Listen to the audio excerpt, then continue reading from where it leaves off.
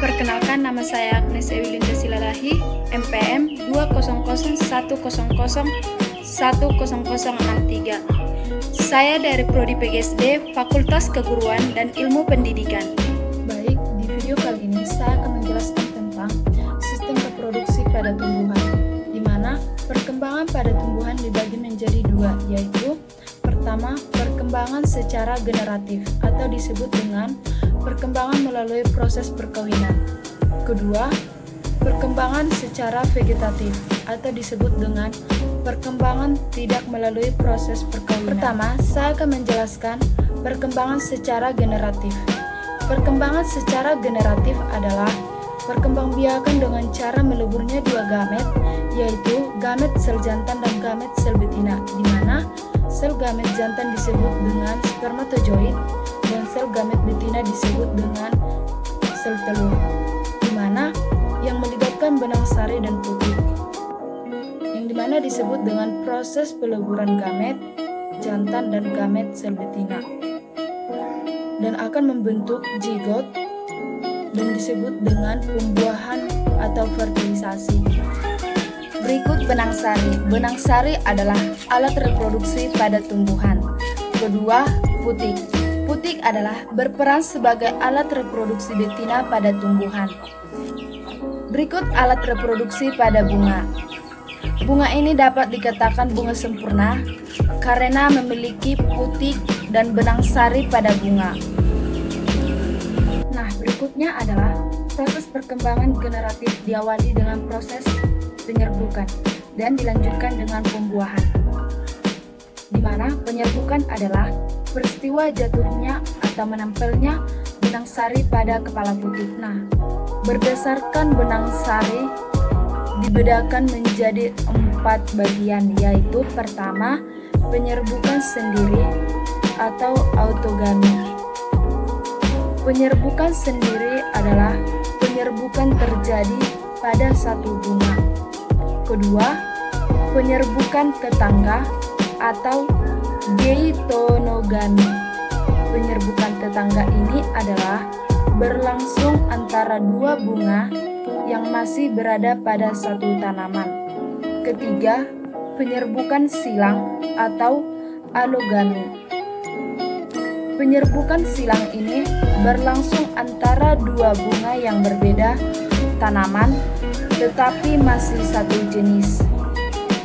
Keempat, penyerbukan baster. Penyerbukan baster adalah berlangsung antara dua bunga tapi berbeda jenis. Berikutnya, setelah proses penyerbukan, terjadilah proses pembuahan atau disebut dengan fertilisasi, di mana terjadi pembuahan dua sel gamet, yaitu sel gamet jantan dan sel gamet betina, yang akan menghasilkan calon individu baru yang terdapat pada biji. Dan setelah pembentukan pada biji, bunga akan layu dan meninggalkan bakal buah dan menghasilkan tumbuhan baru. Contoh tumbuhan pada perkembangbiakan generatif adalah mangga, kedelai, jagung, rambutan, jambu, dan lain jenisnya. Berikut perkembangan vegetatif. Perkembangan secara vegetatif adalah cara perkembangbiakan makhluk hidup yang terjadi tanpa harus pertemuan sel jantan dan betina atau disebut tanpa perkawinan. Jenis perkembangbiakan tumbuhan secara vegetatif yaitu dibagi menjadi dua jenis. Pertama, secara alami. Kedua, secara buatan. Pertama, perkembangan vegetatif secara alami. Perkembangan vegetatif secara alami adalah dilakukan dengan menggunakan bagian dari tumbuhan itu sendiri. Contohnya, spora, tunas, akar tunggal, umbi lapis, umbi batang, umbi akar, geragi, dan macam lainnya. Pertama, spora. Tumbuhan yang berkembang biak dengan spora adalah tumbuhan paku. Spora dibentuk dan disimpan di dalam kotak spora, yaitu sporagium. Adapun tumbuhan paku sebagai berikut, di mana pada tumbuhan paku terdapat spora dan sporangium. Kedua, akar tunggal. Akar tunggal adalah batang yang tumbuh menjalar di tanah. Contohnya jahe, kunyit, kencur, lengkuas, temulawak, temu kuci, temu giring, dan sebagainya. Ketiga, umbi lapis.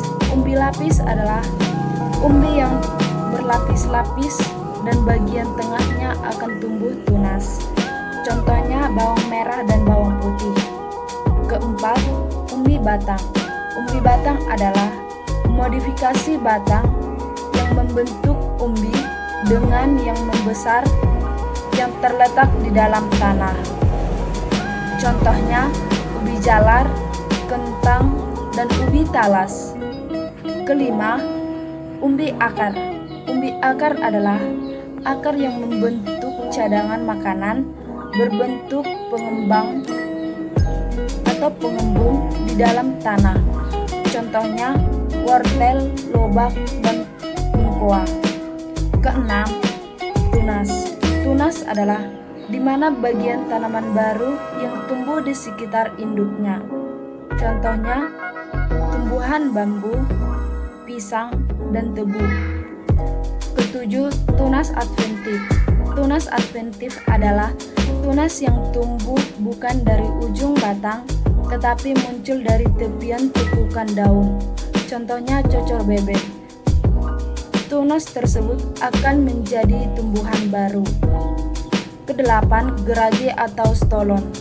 Gerage atau stolon adalah batang yang tumbuh menjalar di atas atau di bawah permukaan tanah.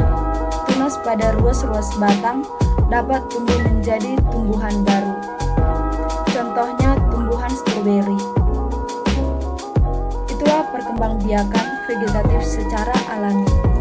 Berikutnya, pertumbuhan secara buatan. Perkembangan vegetatif secara buatan. Perkembangan vegetatif secara buatan adalah proses perbanyakan atau reproduksi seksual tumbuhan melalui campur tangan. Contohnya mencangkok, menempel, menyambung, merunduk, dan stek. Stek dibagi menjadi dua bagian, yaitu stek daun dan stek batang. Mencangkok adalah mengupas kulit batang kemudian dibalut dengan tanah agar batang tersebut membentuk atau menghasilkan akar dan menghasilkan tanaman baru. Kedua, menempel atau okulasi. Menempel adalah menempel sepotong kulit dengan mata tunas kulit pohon lain sehingga tumbuh bersatu menjadi tanaman baru. Ketiga, menyambung atau enten.